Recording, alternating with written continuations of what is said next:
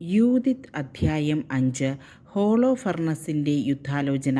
Israel ജനം മലമ്പാതകളടച്ച് ഗിരിശൃംഖങ്ങൾ സുശക്തമാക്കി സമതലങ്ങളിൽ പ്രതിരോധങ്ങൾ ഏർപ്പെടുത്തി യുദ്ധത്തിന് തയ്യാറായിരിക്കുന്നുവെന്ന് അസറിയൻ സൈന്യാധിപൻ ഹോളോഫർണസ് കേട്ടു.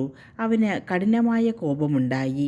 അവൻ മോവാബിലെ പ്രഭുക്കന്മാരെയും അമ്മോനിലെ സൈന്യാധിപന്മാരെയും തീരപ്രദേശങ്ങളിലെ ഭരണകർത്താക്കളെയും വിളിച്ചുകൂട്ടി അവരോട് പറഞ്ഞു, കാനാനിലെ മലമ്പ്രദേശങ്ങളിൽ ജീവിക്കുന്ന ഈ ജനം ഏതാണ്?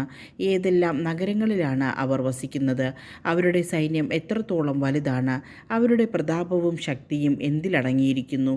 അവരുടെ സൈന്യത്തെ നയിക്കുകയും രാജാവെന്ന നിലയിൽ അവരെ ഭരിക്കുകയും ചെയ്യുന്നതാരാണ്? പശ്ചിമദിക്കിൽ വസിക്കുന്നവരിൽ ഇവർ മാത്രം എന്നെ വന്ന് കാണാൻ വിസമ്മതിച്ചത് എന്തുകൊണ്ടാണ്? ആഖിയോറിൻ്റെ ഉപദേശം. അമ്മോന്യരുടെ നേതാവ് ആഖിയോർ പറഞ്ഞു, യജമാനൻ ഈ ദാസൻ്റെ വാക്ക് കേട്ടാലും.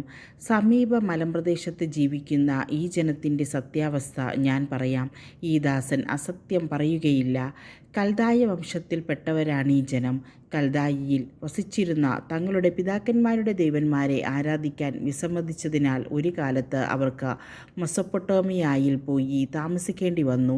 ഇവർ പൂർവികന്മാരുടെ മാർഗങ്ങൾ ഉപേക്ഷിച്ച് തങ്ങൾക്ക് അറിയാൻ ഇടയായ സ്വർഗസ്ഥനായ ദൈവത്തെ ആരാധിച്ചു. അതിനാൽ അവരുടെ ദേവന്മാരുടെ മുൻപിൽ നിന്ന് ഇവർ പുറന്തള്ളപ്പെടുകയും മെസൊപ്പൊട്ടാമിയയിലേക്ക് ഓടിപ്പോയി അവിടെ ദീർഘകാലം വസിക്കുകയും ചെയ്തു. തങ്ങൾ ജീവിച്ചിരുന്ന സ്ഥലം വിട്ട് കാനാൻ എന്ന ദേശത്തേക്ക് പോകാൻ അവരുടെ ദൈവം കൽപ്പിച്ചു. അവിടെ വാസമുറപ്പിച്ച അവർ ധാരാളം സ്വർണവും വെള്ളിയും കന്നുകാലികളും കൊണ്ട് സമ്പന്നരായി.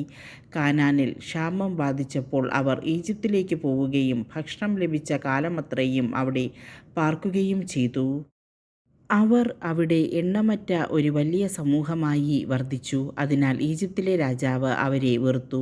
അവൻ അവരെ ഇഷ്ടിക നിർമ്മിക്കാൻ നിയോഗിച്ച് അടിമകളാക്കി പീഡിപ്പിച്ച് മുതലെടുത്തു.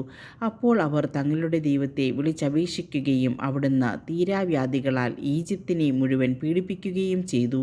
ഈജിപ്തുകാർ തങ്ങളുടെ കൺമുൻപിൽ നിന്ന് അവരെ ആട്ടിപ്പായിച്ചു. ദൈവം അവരുടെ മുൻപിൽ ചെങ്കടലിനെ വറ്റിച്ചു. അവിടുന്ന് സീനായി, കാദേശ് ബർണിയ എന്നിവിടങ്ങളിലൂടെ അവരെ നയിക്കുകയും മരുഭൂമിയിൽ ജീവിച്ചിരുന്നവരെ ഓടിച്ചു കളയുകയും ചെയ്തു. അങ്ങനെ അവർ അമ്മോന്യരുടെ നാട്ടിൽ വസിച്ചു. അവർ തങ്ങളുടെ ശക്തി കൊണ്ട് ഹെഷ്ബോൺ നിവാസികളെ നശിപ്പിച്ചു. ജോർദാൻ കടന്ന മലമ്പ്രദേശമാകെ കൈവശപ്പെടുത്തി. കാനാന്യർ, പെരീസ്യർ, ജബൂസ്യർ, ഷെക്കേംകാർ, ഗിർഗാശ്യർ എന്നിവരെ തുരത്തി ദീർഘകാലം അവർ അവിടെ പാർത്തു. തങ്ങളുടെ ദൈവത്തിനെതിരായി പാപം ചെയ്യാതിരുന്നിടത്തോളം കാലം അവർക്ക് അഭിവൃദ്ധിയുണ്ടായി. പാപത്തെ വെറുക്കുന്ന ദൈവം അവരോട് കൂടെ ഉണ്ടായിരുന്നു. എന്നാൽ അവിടുന്ന് നിർദ്ദേശിച്ച പാതയിൽ നിന്ന് വ്യതിചലിച്ചപ്പോൾ അനേകം യുദ്ധങ്ങളിൽ അവർ ദയനീയമായി പരാജയമടഞ്ഞു. അവർക്ക് വിദേശങ്ങളിലേക്ക് അടിമകളായി പോകേണ്ടി വന്നു. ശത്രുക്കൾ അവരുടെ ദൈവത്തിൻ്റെ ആലയം നിലംപരിച്ചാക്കുകയും നഗരങ്ങൾ പിടിച്ചടക്കുകയും ചെയ്തു. എന്നാൽ ഇപ്പോൾ അവർ തങ്ങളുടെ ദൈവത്തിങ്കിലേക്ക് മടങ്ങിവരികയും ചിതറിക്കപ്പെട്ടു പോയ ദിക്കുകളിൽ നിന്ന് തിരിച്ചു വരികയും വിശുദ്ധ മന്ദിരം സ്ഥിതി ചെയ്യുന്ന ജെറുസലേം കൈവശമാക്കുകയും വിജനമായ മലമ്പ്രദേശത്ത് വാസമുറപ്പിക്കുകയും ചെയ്തിരിക്കുന്നു. അതിനാൽ എൻ്റെ യജമാനനായ പ്രഭോ, അറിവ് കൂടാതെ വല്ല പിഴവുകളും ഇപ്പോൾ ഈ ജനത്തിന് വന്നു പോയിട്ടുണ്ടെങ്കിൽ തങ്ങളുടെ ദൈവത്തിനെതിരായി അവർ പാപം ചെയ്യുകയും നാം അത് കണ്ടുപിടിക്കുകയും ചെയ്യുന്നെങ്കിൽ നമുക്ക് ചെന്ന് അവരെ തോൽപ്പിക്കാം.